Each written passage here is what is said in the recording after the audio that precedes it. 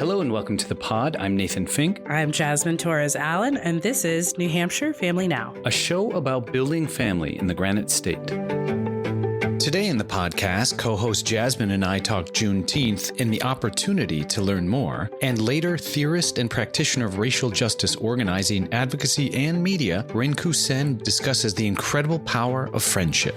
New Hampshire Family Now is brought to you by the New Hampshire Charitable Foundation. Since 1962, the Charitable Foundation has worked hand in hand with generous and visionary citizens to maximize the power of giving and support, collaborate, and lead innovative initiatives. Initiatives like New Hampshire Tomorrow, which is focused on making sure children and families have access to education, healthcare, and career pathways to ensure every family member thrives. To learn more about New Hampshire Charitable Foundation and all their initiatives, go to www.nhcf.org. This podcast was also brought to you by Family Support New Hampshire. Family Support New Hampshire is NH's coalition of family resource centers and family strengthening programs that exist to ensure Granite State families have access to resources so both caregivers and children can succeed. Because supported families are strong families. To find a family resource center near you, visit www.fsnh.org. Jasmine, it's so good to see you. Welcome to the show. Hi, Nathan. Also, I apologize for what happened in the elevator. I literally was like, dude, I'm going to look at her. I'm not going to say a word. And we're going to hang with it the next thing you know. And it's hard because I'm a person who's like, naturally you get into conversation. I know. And it goes deep quick. Yeah, I have that tendency. But I, again, appreciate you always taking the time. And please, please, please tell me you're learning something. Of course I am. I'm always learning on Jasmine Learns Something. And, I shared something super vulnerable today, which was that, I didn't learn about Juneteenth until I was an adult. But why do you say that's vulnerable? And I say that's vulnerable because I feel like there are a lot of individuals who are afraid to say that they don't know about Juneteenth and that there's a lot of gaps that weren't filled, in our general education. When it comes around this holiday, there are people who are like, what do I do? Are you trying to figure out, how do I support? Do I say anything? Do I post anything? And there's always you notice that there's like a ball of nerves almost because you don't feel like you should talk about it or, right. You don't feel like the right person to talk about it. And so I think there should be conversation about it's vulnerable to say, I don't know about something and that I need to learn about it. Thank you for saying that, because all of a sudden, as you said it, I'm just like, oh, I didn't know either. Well, it wasn't a federal holiday until last year, actually. It became a federal holiday. And then it was actually started in Galveston, Texas. Texas was one of the last states to free their slaves. It didn't end with the Emancipation Proclamation. It took almost 2 or 3 years before people realized that they were free. And so when the news reached to Galveston, Texas, the slaves there actually got together, and some slave owners actually offered slaves $40 to stay on the plantation. And almost all of them said no. They celebrate Juneteenth because that was the day the Emancipation Proclamation was announced to them at Galveston, Texas. And one of the things that is a part of the Juneteenth celebration is red foods, which I was like, oh, red foods, that's interesting. Why are we eating red foods on Juneteenth? And it turns out that we eat red foods on Juneteenth because we celebrate the sacrifices and the bloodshed of all the slaves previous to that time before the Emancipation Proclamation was read. Right. There was a lot of history behind that we don't even know. Like back in the day, you had to read out the Emancipation Proclamation. So there were a lot of states that didn't, free their slaves or chose to keep that information. And it's not, if I'm not mistaken, a state recognized holiday as of yet. That's right. Back to the feeling you had when you realized you were, embarrassed maybe a little bit that you didn't know. Yeah. Where did you start? It actually started back in college for me when I was a part of a Latino heritage group. And we got together. We were going to try to celebrate Juneteenth. And at the time, I just didn't know about it. And I had to ask, I was like, why are we celebrating this? And so, those colleagues at the time took the time to educate me, but then I had to take the step further and educate myself. And I decided to go to Washington, D.C. and go to the museums and understand and really make an effort to try to learn Black history. You know what I mean? And so that was a personal journey for me. And that's not always the case. And that's not something people always want to do. How did you get over that hump of embarrassment? And let me frame that a little differently, because I know, because even when I worded it, I said, it was some form of embarrassment, but right. I even changed the wording for that because I can't be embarrassed that that the teaching that happened during my education, that wasn't included. Right. Like that was so out of my control. And so, being in college, right, having that college education leaves you a little bit more in control of what you learn. I do think that there's an inflection point in people. And we were talking about that previously about, how you identify with certain stigmas or information or labels and titles. In that inflection point, you are either embarrassed by what you don't know, or you're curious to know what you don't know. And I get why you turn in one direction. Like, it's easier sometimes to just say self-preservation.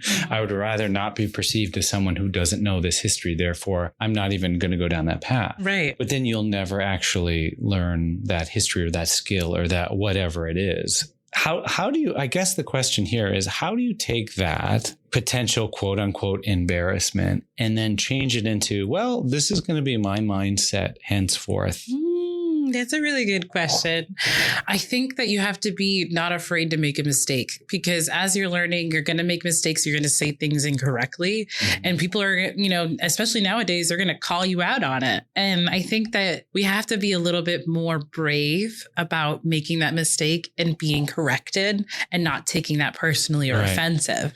I think that we can take those moments and say, oh, thank you for correcting me. I will, moving forward, I will learn and I will change the verbiage, or I will, say something different. But I think there's a lot of fear about being called out for doing something wrong, or saying the wrong thing, or maybe putting something together and, did it all wrong, and you're just you're afraid to be wrong. And so right. And because to my mind, there's a couple of things. There's many things in there. So thank you for all of it. But a couple of things. One, you are not the mistakes you made. Mm-hmm. You're responsible for how you respond to those mistakes. It's rupture and repair. Actually, if Loretta Elsie Brady ever hears this, thank you again for rupture and repair, because the idea that how you repair is the only thing that I want to be remembered for. Yeah. As a person and as a parent and as anything. Exactly. Because then when as we get older and we evolve, right, and our kids are calling us out on all of the stuff that we did back in the day, we want to be able to be like, hey, you know what? That was a mistake. You should have seen some of the jeans I used to wear. Oh, no. And when we come back, Rinku Sen joins us. Don't go anywhere. Many thanks to New Hampshire's Office of Social and Emotional Wellness for sponsoring this podcast. Started within New Hampshire's Department of Education, the Office of Social and Emotional Wellness consolidates policy development and implements projects and programs that are focused on health and wellness, with an emphasis on behavioral health of all students, youth, and families. To learn more about the Department of Education and its many programs and approaches, visit www.education.nh.gov. Today's show was also brought to you by Burgoo Media, a full-service media company dedicated to helping nonprofits realize impact stories for print, video, social, and legacy media, and more. Both budget-conscious and grant-friendly, Burgoo Media helps your organization celebrate the humans in human services. Learn more at burgoomedia.com. Hey, it's Nathan, co-host of New Hampshire Family Now. I wanted to take a quick break from the show because it occurred to me that I've never asked you to subscribe to this podcast. Subscribing is free, and when you do it, it helps our placement algorithms, making it that much easier for caregivers across New Hampshire to find valuable information and strategies for their families. Also, you'll be alerted when a new episode drops. And if you like the show, leaving a review helps us that much more. So go to wherever you get your podcast, type in New Hampshire Family Now, and as the kids say, smash that subscribe button. I say click it, because if you smash it, then you're going to need a new one. Thank you, and enjoy today's podcast. Hello and welcome back to the podcast. Today, I'm incredibly excited to welcome Executive Director of the Narrative Initiative, Rinku Sen, widely read and respected theorist and practitioner of racial justice, organizing, advocacy, and media. Rinku, welcome to the podcast. Thank you. So great to be here. It was great to see you at the Endowment for Health's annual meeting and ask a question of you. So this is a perfect follow-up. So if you feel cornered, I'm sorry. That's okay. I'm good. So I love narrative. And, when I had heard you start to talk through the work of the Narrative Initiative, I thought, man, we got to have this conversation. So bring us up to speed. What is the work of the Narrative Initiative and how does it approach achieving its mission? Well, our work is to unite with social movements. We are part of social movements and help those movements develop the power to make their ideas saturate the society and become the norm that then guides decisions that we make individually and collectively in government, in business, in culture. So the way we define narrative is that it is the ideas and themes that are embedded in collections of stories. So, the common definition of narrative is that it is a story. Maybe it's a little story, maybe it's the big story. And the story is definitely important to narrative, but it's the moral of the story that we want to move, that we help our partners and participants and colleagues get clear about. What are the morals of the stories that we want to move? How do we get control over the conversation that happens about the issues and the communities that we are trying to advance and build power with? You just shot me right back through time when you started to talk about morals of the story. But I think first and foremost, I want to know how you came to this work. I think that my path to this work started when I was a child. I was an immigrant child. My family came from India in 1972. My father was an aluminum engineer, and the first community we landed in was Ellenville in the Hudson Valley of New York State, where there was an aluminum factory where my dad had a job. Rural community otherwise. I learned to speak English in a 2-room schoolhouse with white and Latino classmates. And as soon as I could read in English, I became a really serious reader. We were a library family by the time I was 8. So every Friday night we'd go to the library. I'd turn in my 10 books and get another 10 books and read them all that week. So I have always loved stories. They were my path to citizenship, I could say. And once I started organizing in college, I was studying literature and I was organizing around racial justice and politics.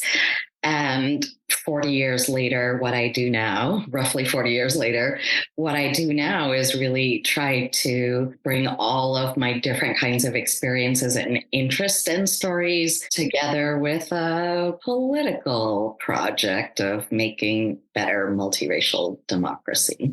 From what you're saying, there was then a realization about control. These are the narratives of all of us, and yet some narratives are actually positioned over other narratives. And so I want to talk about that idea. Is there a moment, a period, or something like that in your life where you realize this thing has a value structure and some are up there and some aren't? Yeah. The period that comes to mind was, I would put it in the late 90s. So by 1988, I was on an organizing staff at the Center for Third World Organizing. By 95, 96, 97, we had done a bunch of organizing in different cities around different issues. We had won some things, especially at the local level. So after doing a lot of organizing and writing about it a lot, I just began to grapple more with the media context in which we were doing our stuff, become more and more interested in how journalism set boundaries or opened up space for political ideas and solutions ideas. And it was by 2001, I had decided to go to journalism school. I felt like I really needed to understand what mainstream reporters and editors thought of as a good story. So what did that experience of studying journalism teach you about the way we select stories, how we pick one and raise it up? That's a really good question. I loved journalism school. I went to Columbia. I was in the part-time graduate program in the Graduate School of Journalism. I was working full-time as communications director at the Applied Research Center. And because I was going to Columbia and coming from progressive racial justice politics, lots of people told me I would have political problems at the school. But I didn't go there looking for political problems. And it's not that they weren't there, but I found a ton of support among my professors and peers for the kinds of reporting I wanted to do, which turned out to be about organizing. So I thought journalism school was going to take me into some story realm that was separate from politics and community organizing and the places I had been. But actually, it ended up taking me deeper into the process of organizing. And after I got out, I ended up building color lines from a quarterly print magazine journal about race and organizing into a daily news site that would reach many, many, many more people and actually be able to popularize racial justice ideas. This is a really messy question because it's more of a thought. So stick with me on this, because I keep thinking about narrative and what it does to our projection of our own journeys and ourselves. And it causes, say, a relationship between how we understand the world and our journey and our place in it. And what I'm hearing from you is that there was kind of this expected response. Like, you came into journalism school thinking that it would essentially back you off of certain things, but it got you deeper, which means, to my mind, that it changed the relationship with which you viewed certain things. And so I'm thinking about this relationship as a big moniker here, because it feels like what you're saying is all about relationship and changing the relationship that we have with different narratives, with different segments of the population, and with people. Can you kind of talk into that idea? Yeah, I think, and with ourselves. One of the narrative interventions that I'm proudest of having made possible was while I was working at Race Forward, my prior organization, where we ran colorlines.com, the daily news site.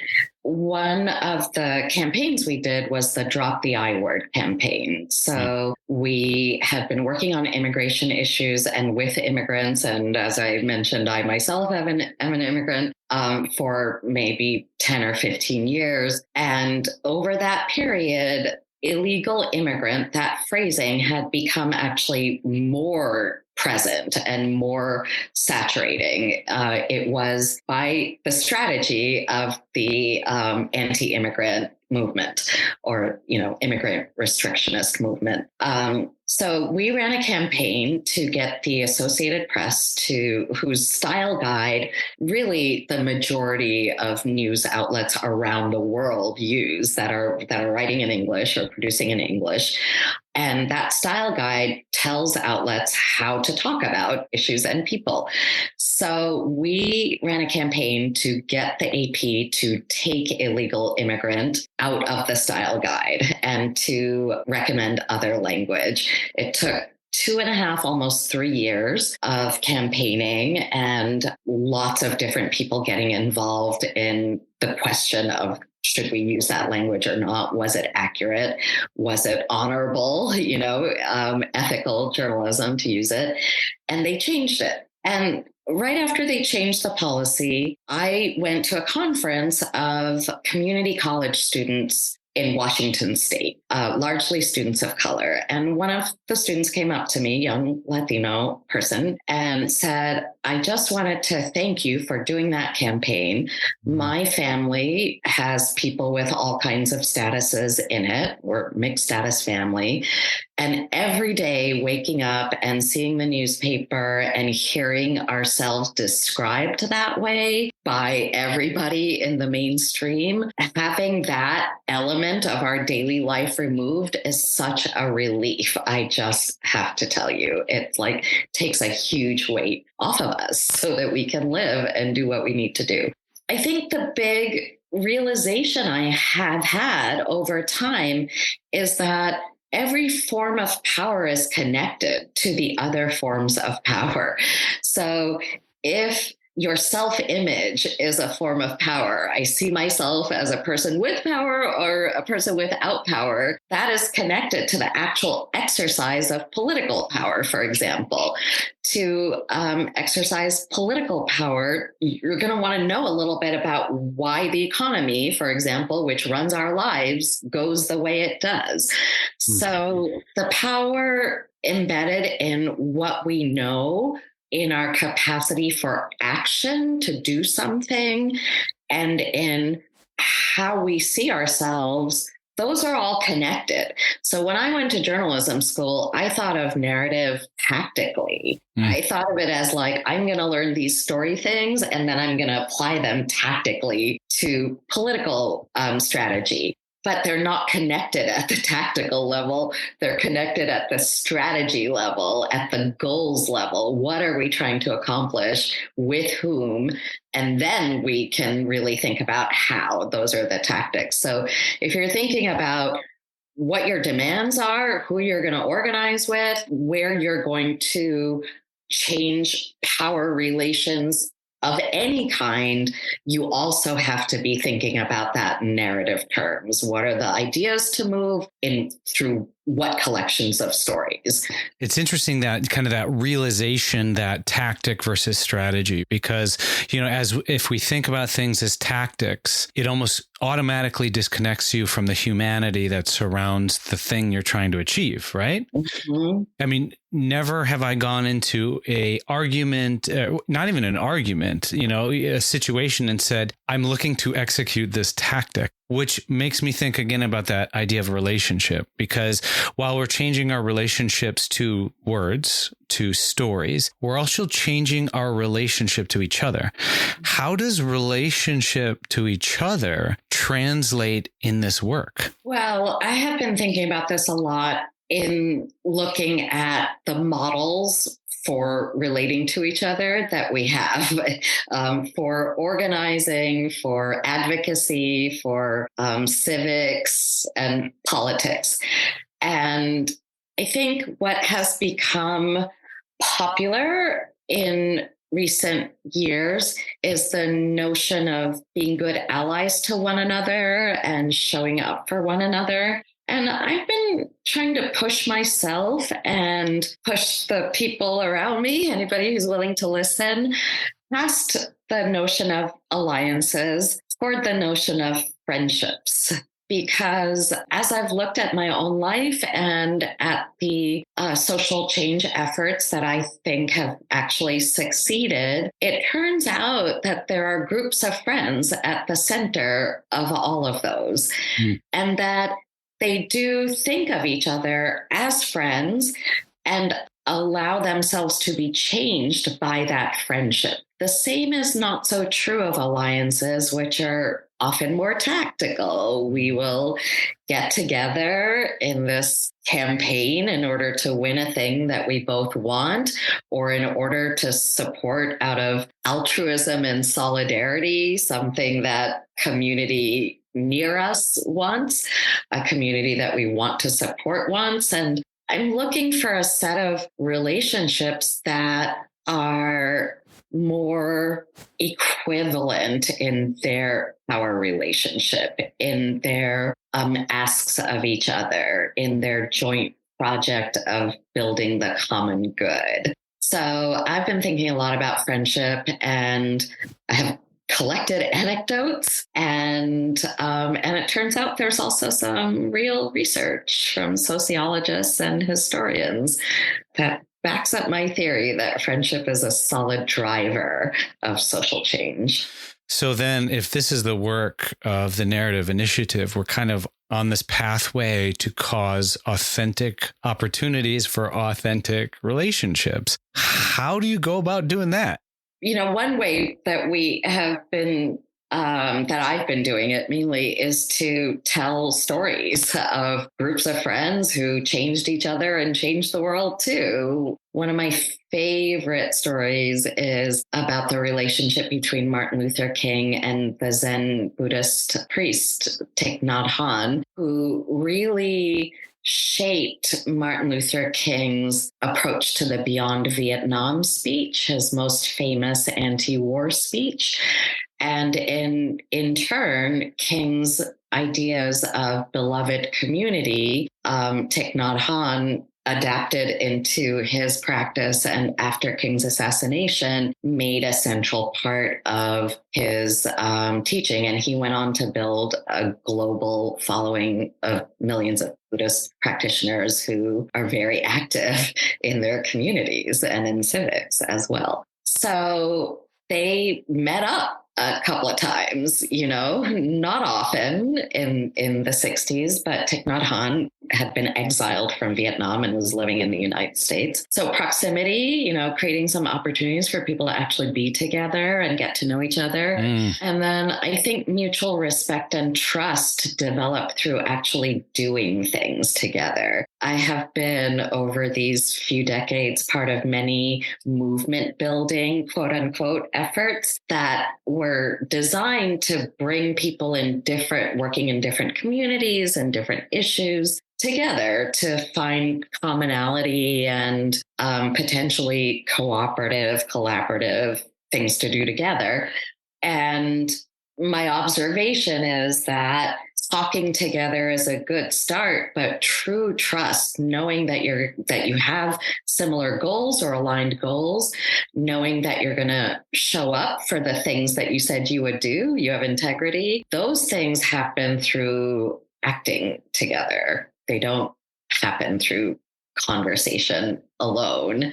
Now, are there any projects afoot to encourage narrative development or even storytelling development of traditionally marginalized groups where we could use some of that narrative? Yeah, actually, we are recruiting right now for a program we are about to run the second year of. It's called the Changemaker Authors Cohort. Our partners in this are a great group of editors and writing coaches and teachers at the Unicorn Authors Club. The way this program runs is that we recruit people who are very close to the process of making change and who have a book in them. There are a lot of problem books in the world, lots of sad stories about communities of color, disabled people, queer people, women, and lots of sad books about the issues that we face and the systems that we need to change. We need solution stories, and we need more stories that show people in action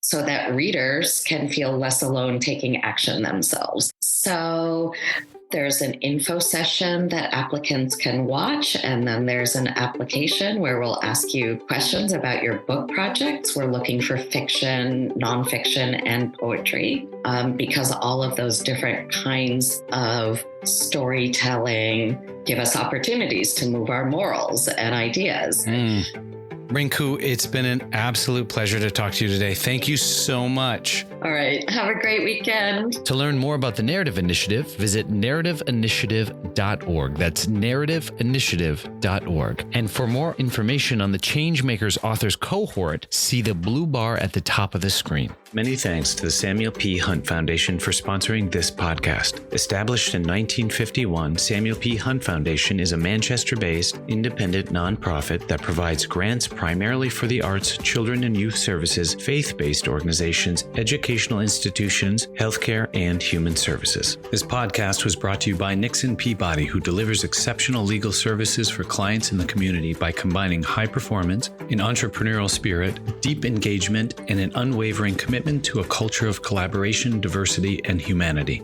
Nixon Peabody works with universities, hospitals, and nonprofits of every size to maximize impact. For more information, visit nixonpeabody.com. Today's show was also brought to you by Merrimack County Savings Bank, who proudly supports the mission and efforts of New Hampshire Children's Trust. Founded in 1867, Merrimack has served people, businesses, nonprofits, and municipalities in central and southern New Hampshire for over 155 years by treating everyone with care, respect, and compassion. Visit your local offices in Bow, Concord, Contoocook, Hooksett, and Nashua, or go to www.themerrimack.com. New Hampshire Family Now is listed on Apple Podcasts, Spotify, Google Podcasts, Amazon Music, Stitcher, iHeartRadio, and more. Listen wherever you get your podcasts or ask your smart speaker to play New Hampshire Family Now.